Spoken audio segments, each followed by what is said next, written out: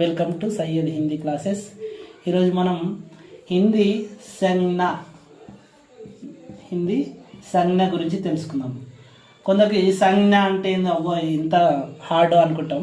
సంజ్ఞ అంటే హిందీలో సంజ్ఞనే, తెలుగులో నామవాచకం అని, ఇంగ్లీష్లో నౌన్ అని అంటారు అన్నట్టు. అంటే సంజ్ఞ అంటే అర్థం ఏంటిది అంటే ఇందులో కిసి వ్యక్తి, किसी वस्तु, किसी స్థాన్ అంటే ఏదైనా వ్యక్తి గురించి కావచ్చు, ఏదైనా వస్తువు గురించి, లేదా ఏదైనా ప్రదేశం గురించి వాటి యొక్క పేర్లు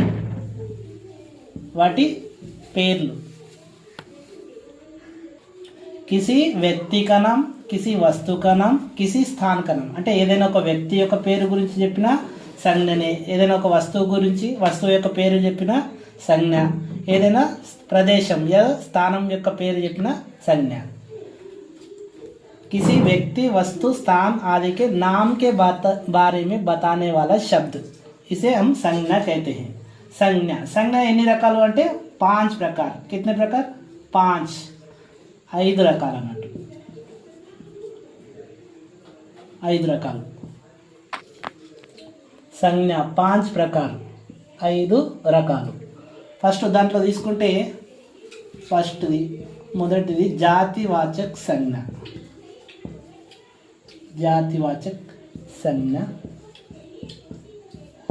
సెకండ్ వ్యక్తివాచక్ సంజ్ఞ.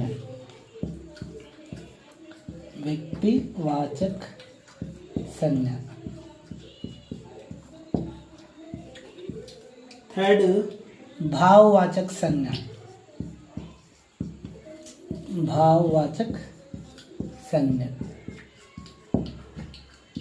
फोर्थ समुदायवाचक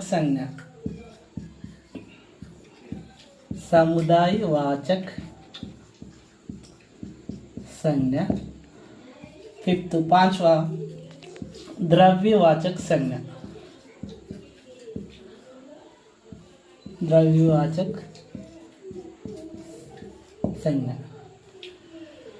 5 संज्ञा के 5 प्रकार. उसमें पहला जातिवाचक संज्ञा, दूसरा व्यक्तिवाचक संज्ञा, तीसरा भाववाचक संज्ञा, चौथा समुदायवाचक संज्ञा, 5वां द्रव्यवाचक संज्ञ. ఈ 5 రకాలు జాతివాచక సంజ్ఞ. ఇట్లా దీంట్లో ఒక్కొక్క దాని గురించి మనం ఒక్కోటి వివరంగా తెలుసుకుందాం. ముందు జాతివాచక సంజ్ఞ.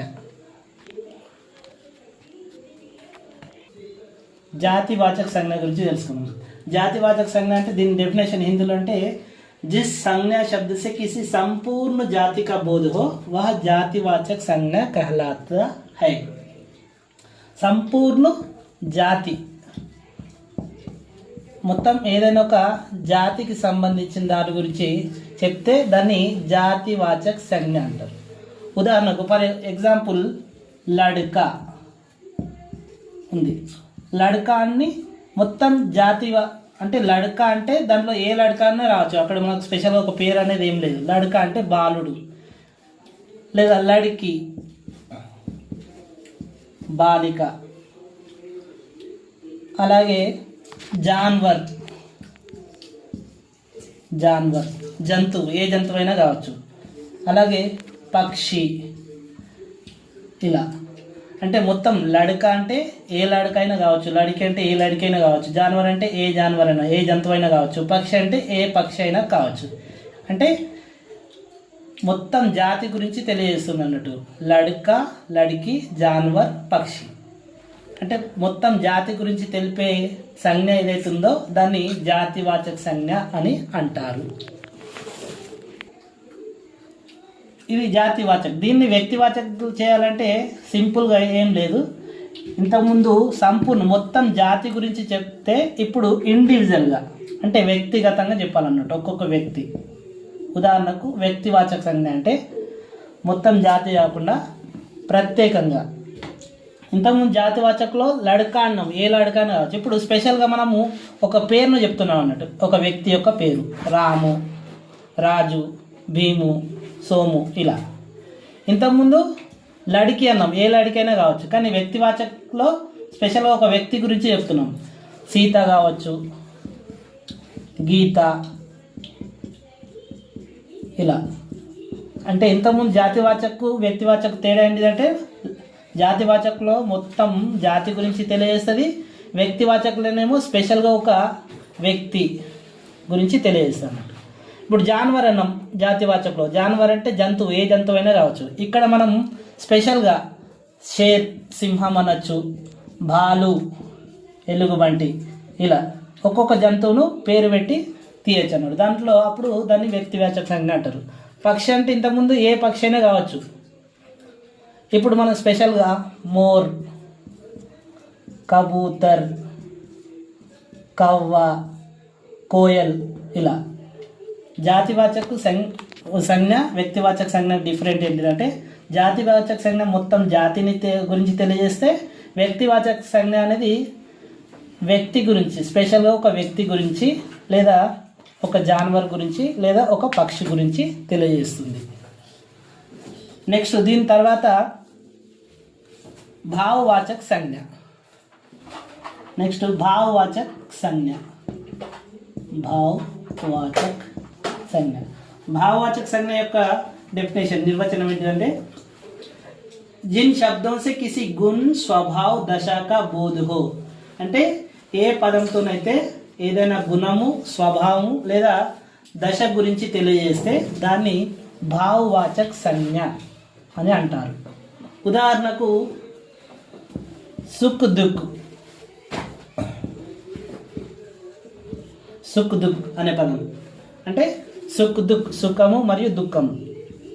ఎగ్జాంపుల్ రాయొచ్చు, సుఖ్ దుఃఖ్ आते जाते रहते हैं. ఇది సుఖ్ దుఃఖ్ అనే పదం భావవాచక సంజ్ఞ. జీవన్ మే, జీవన్ మే జీవితంలో సుఖ దుఃఖాలు వస్తూ పోతుంటాయి. జీవితంలో జీవన్ మే సుఖ్ దుఃఖ్ ఆతే జాతే रहते हैं. ఇక్కడ సుఖ్ దుఃఖ్ అనే పదం జాతివాచక భావవాచక సంజ్ఞ. భావవాచక సంజ్ఞ ఇంకా స్పెషల్ ఎక్కువ చెప్పాలంటే దీని గురించి ఇవి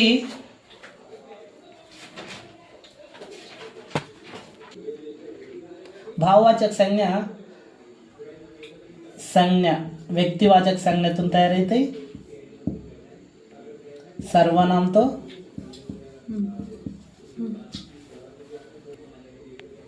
భావవాచక సంజ్ఞ ఈ వీటితో తయారు చేయొచ్చు. వ్యక్తివాచక సంజ్ఞతో కూడా భావవాచక సంజ్ఞ తయారు చేయొచ్చు. సర్వనామంతో భావవాచక సంజ్ఞ.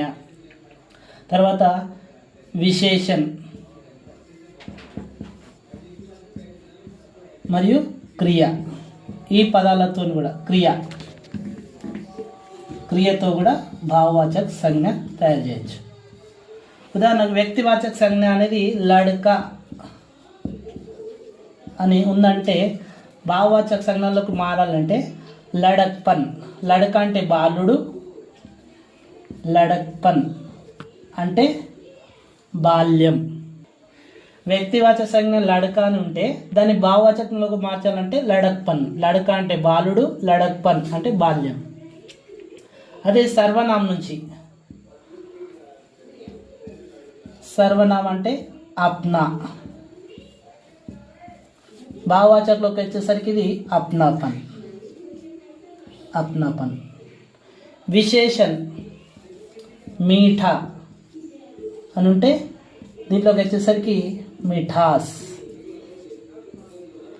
క్రియలో పడ్నా చదువుట అంటే భావవాచకంలో వచ్చేసరికి పఢాయి చదువు. ఇలా భావవాచక సంజ్ఞ ఈ 4 విధాలుగా కూడా మారచ్చు. సంజ్ఞ వ్యక్తివాచక సంజ్ఞలో సర్వనామం, విశేషణ్, క్రియ.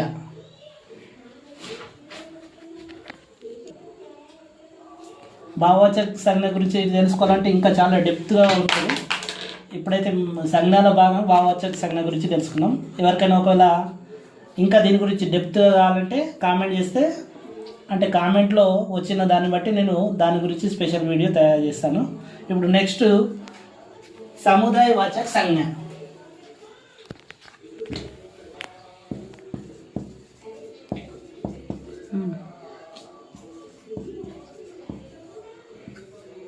సముదాయవాచక్ సముదాయవాచక్ సంజ్ఞ.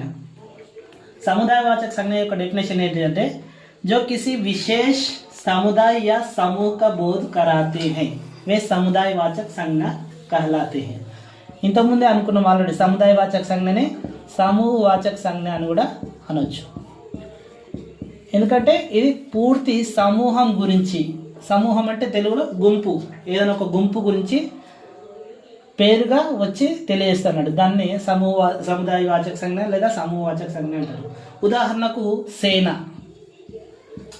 సేన అంటే సైన్యం, దీంట్లో ఏ ఒక్కరో ఉండరు అన్నట్టు, సైన్యం మొత్తం. అలాగే కక్ష, పాఠశాల,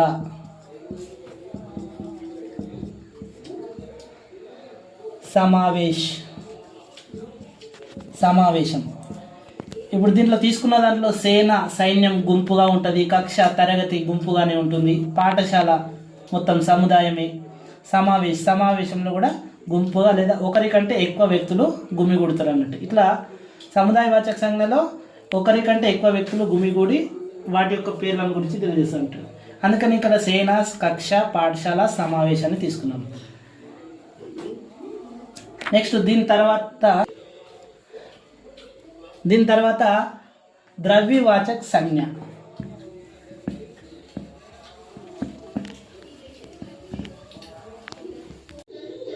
द्रव्यवाचक संज्ञा लास्ट एंड फाइनल ఐదవది.